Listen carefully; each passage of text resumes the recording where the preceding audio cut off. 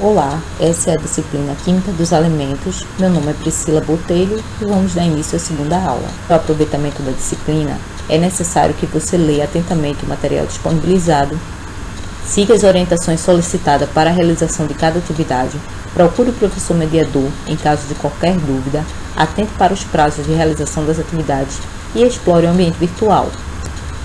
Você ainda deverá realizar a leitura do material de estudo antes de qualquer atividade.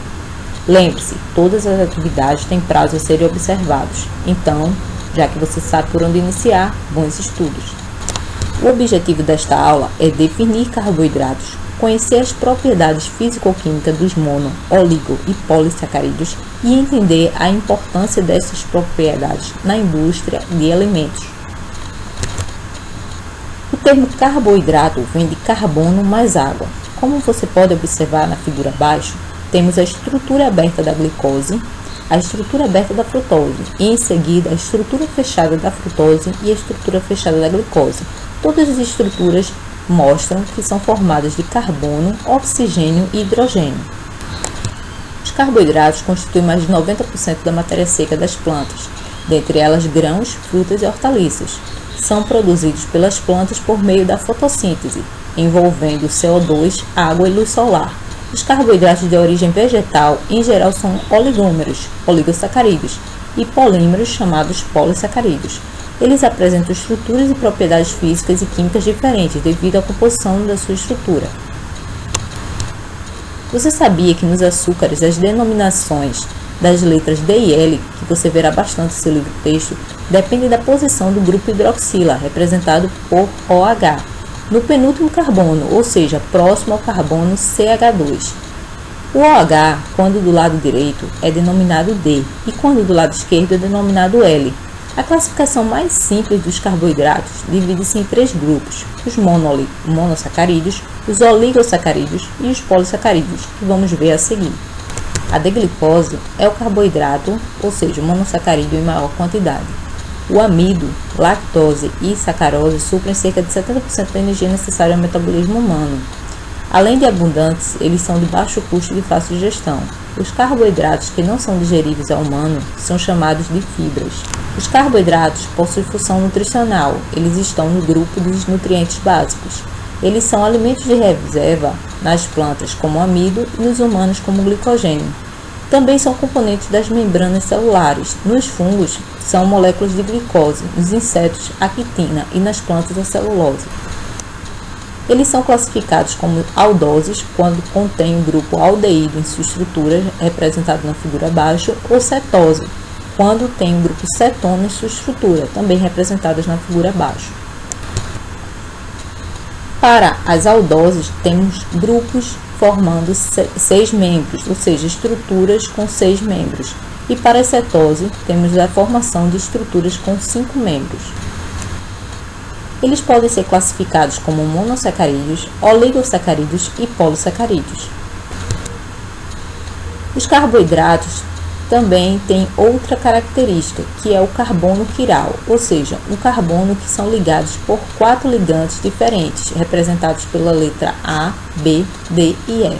Este carbono quiral gera uma imagem no espelho chamada imagem especular, ou seja, quando o carbono é quiral e ele tem a sua imagem especular, os ligantes trocam de lugar. Como você pode observar, o ligante E, que está do lado esquerdo, ele passa a ser um ligante do lado direito. Nessa classificação de mono, oligo e polissacarídeo, podemos observar algumas combinações. Quando a glicose liga-se à glicose, ela forma a maltose. A maltose, ligada a várias moléculas de maltose, pode formar o amido ou o glicogênio. A glicose pode também formar a isomaltose, que também pode formar o amido ou o glicogênio. E a glicose também pode formar a celobiose, que vai dar a estrutura da celulose. A glicose, quando ligada à frutose, forma a sacarose, e quando ligada à galactose, forma a lactose. Como exemplos desses monossacarídeos, oligo e polissacarídeos, temos o pólen, que é formado por ligações de glicose e frutose, a goma-guar, formada de manose e galactose, e o kefirano, formado de glicose e galactose. Os monossacarídeos são todos redutores, ou seja, na molécula existe um carbono chamado carbono da carbonila. Neste carbono pode ser adicionado hidrogênio, tanto para as aldoses como para as cetoses. Já os disacarídeos podem ser redutores e não redutores. Como exemplo, temos de um redutor a lactose, representado pela seta azul, onde indica o carbono da carbonila, que pode absorver, ou seja, ser ligado a um hidrogênio. Já na sacarose, temos um exemplo de açúcar não redutor, e a seta representa onde seria a carbonila que poderia ser ligado um hidrogênio. Como exemplo da redução desses grupos carbonilas, temos uma molécula de glicose sendo reduzida a sorbitol. Você pode observar que na molécula de glicose, o número de hidrogênios é menor do que na molécula de sorbitol. O sorbitol ele tem um poder adoçante da sacarose, é utilizado como umectante e também é distribuído em algas e vegetal, principalmente nas frutas. A lactose. Ela é encontrada principalmente no leite, contém entre 3 e 0,6% de lactobacillus bífidos, micro-organismo predominante na flora intestinal de crianças em fase de amamentação. No intestino delgado, a lactose é convertida a monossacarídeos, glicose e galactose, pela enzima lactase. A maltose é encontrada raramente apenas em plantas como resultado da hidrólise parcial do amido. É comercialmente produzido usando catálise da amilase de espécies de bacilos. Também pode ser usada sementes de cevada, batata doce e soja nessa catálise. É usada em chocolate sem açúcar depois de transformada em alditol-manitol. A sacarose é o adoçante mais comercial utilizado. As duas principais fontes da sacarose são a cana-de-açúcar e beterraba. Quando quebrada em glicose e frutose, ela é chamada de açúcar invertido. Como você pode observar na figura abaixo, temos a sacarose em meio aquoso, com a atividade da enzima invertase, formando glicose e frutose. Como exemplo da sacarose, temos o açúcar invertido, usados em barras de cereais, chocolates e molhos. Ele previne a cristalização do açúcar. Os polissacarídeos são polímeros de monossacarídeos. O número de unidades de polissacarídeos é denominado grau de polimerização.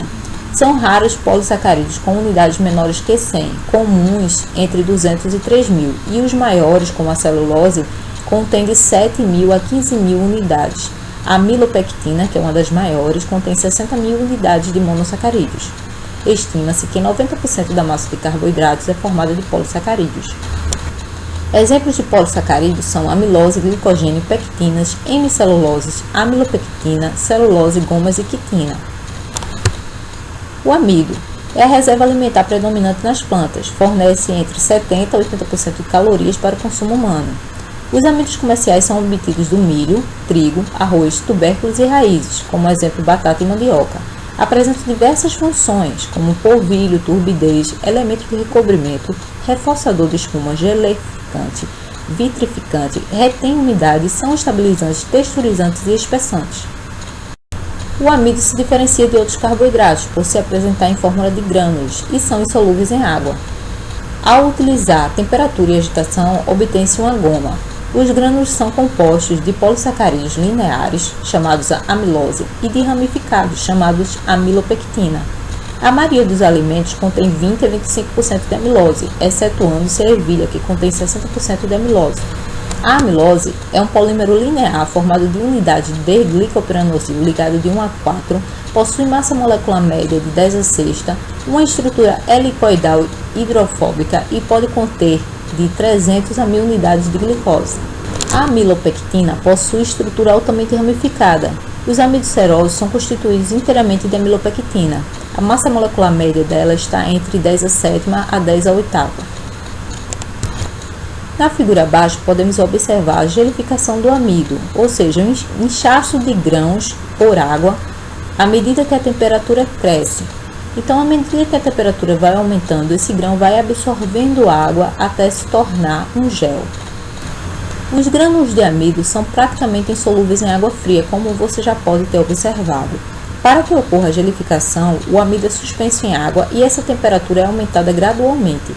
Inicialmente, a água penetra na estrutura amorfa, ou seja, na estrutura desorganizada E em seguida, com o aumento da temperatura, a água consegue penetrar na estrutura cristalina, tornando o grânulo transparente. O ponto de gelatinização é quando ocorre o rompimento entre as ligações da molécula de amilose e amilopectina por meio da penetração da água com o aumento da temperatura, ou seja, o amido torna-se viscoso. Primeiro ocorre o inchaço dos grânulos, como você pode ter observado na figura anterior. Depois o aumento da viscosidade e por fim a formação do gel. Se o aquecimento for continuado, pode ocorrer a ruptura do gel, chamado degradação do amido.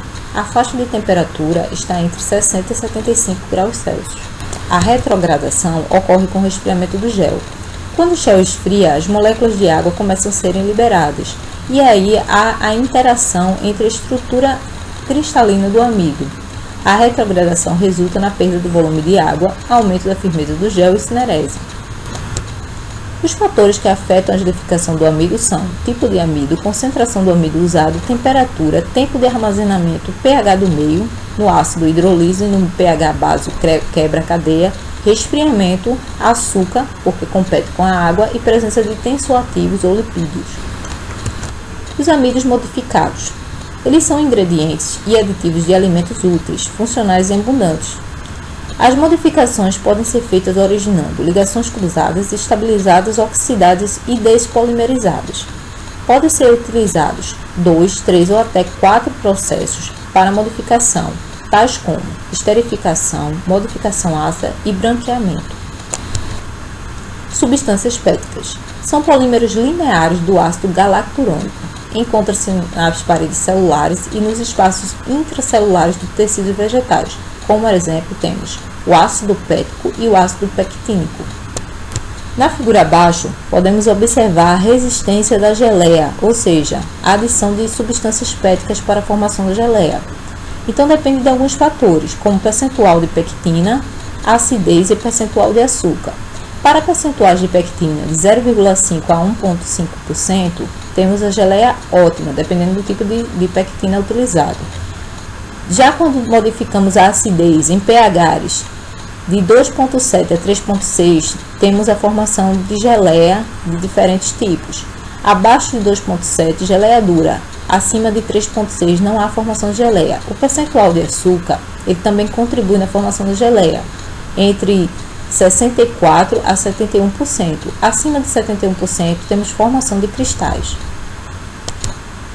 Nesta aula, você estudou que os carboidratos são formados de poliálcools, são classificados em monossacarídeos, oligo e polissacarídeos, e dentro dessa classificação você conheceu os mais importantes, como também suas características mais relevantes para a indústria de alimentos.